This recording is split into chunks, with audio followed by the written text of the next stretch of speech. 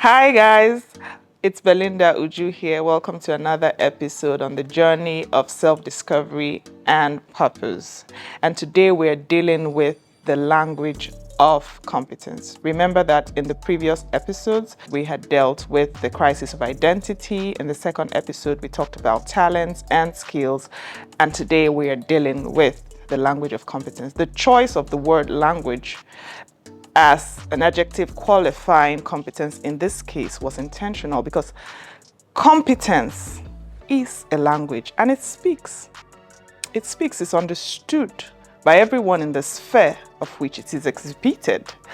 So today we're going to talk about that. Now, after you have identified yourself, you know who you are. Remember, you now know your interests, you know your talents, you know your strengths, you know your weaknesses.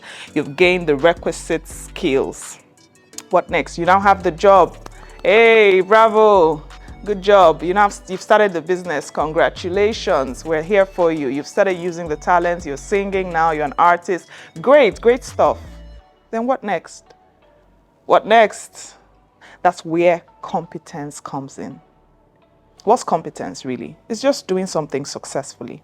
Let me explain that competence determines how far a person will go with the talents, with the skills, with the weaknesses, with the strengths, with the interests, with the values that you have. The competence is the how you exhibit the things that you know, the talents that you have, the skills that you have acquired. The competence is how well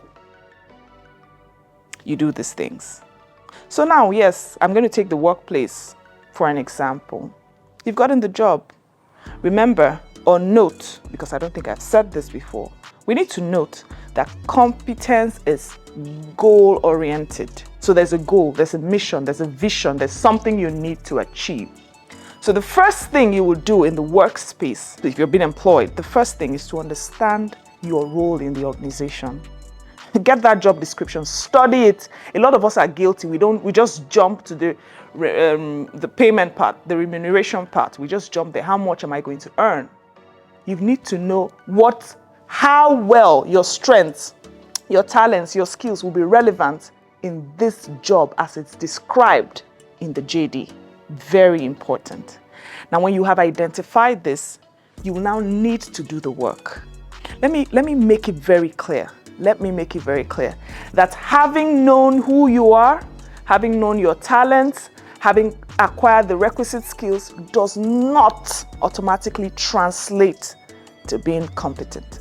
On the contrary, there's always a downside. I can prove, or I've observed, that people who are talented in a certain field, who have the requisite skills, who have, know their strengths, who know who they are, often there's a possibility that laxity will set in because you feel like I have this thing naturally. I don't need to work on it. I don't need to improve this. So for instance, I know that speaking is a gift that I have, is a talent that I have. And when I'm going to do a presentation, whether for my company or for myself or for anyone, there's a tendency that I'll just say, because I know how to speak, I'm very convincing. I don't need to work on it. I don't need to get any more trainings. I don't need any preparation. There's no need for diligence. There's no need for that because it comes to me naturally. I'm sorry.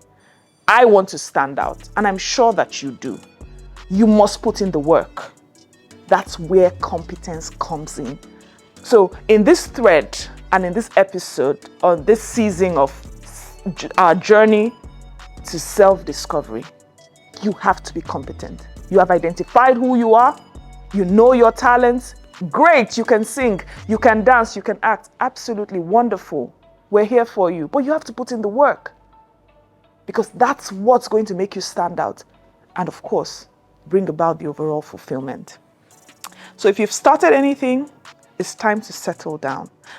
Somebody's going to ask me now and say, what do I need to do to be competent? Firstly, like I said, you're going to have to identify the goal tied to what you are doing at every point in time. And I'm going to say this, that there's a goal and then there are objectives. So at every point, so if you're working in this organization, this is what you're supposed to do at this level that you are. And if you're promoted, this is the next level. This is what you're supposed to do at this level. But if it's a business, you're going to have a business plan. short-term plan, long-term plan, mid-term plan, however it is that you've drawn up your plan, that would be the goal.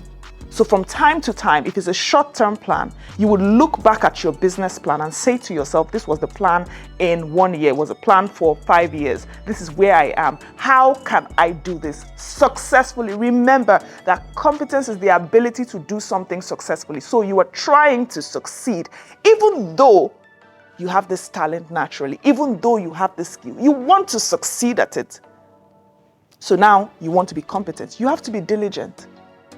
Diligence is a key skill. After identifying what the goal is or the goals are, you need to be diligent. Diligence is simply a persuasive effort. So you need to keep at it. You need to keep at it. There are different fields, there are different jobs, there are different talents, there are different skills, there are different things. So we're all in different places. But I can tell you that even though for every general rule there's an exception, this is the general rule. So let's deal with it. Get diligent, be diligent, keep at it persuasively, consistently. Keep at it. The next one, which in my first episode I mentioned, is a key value for me, is resilience. Listen, I'm here now talking to you and it's sounding all sweet and nice, but in practice, it's not.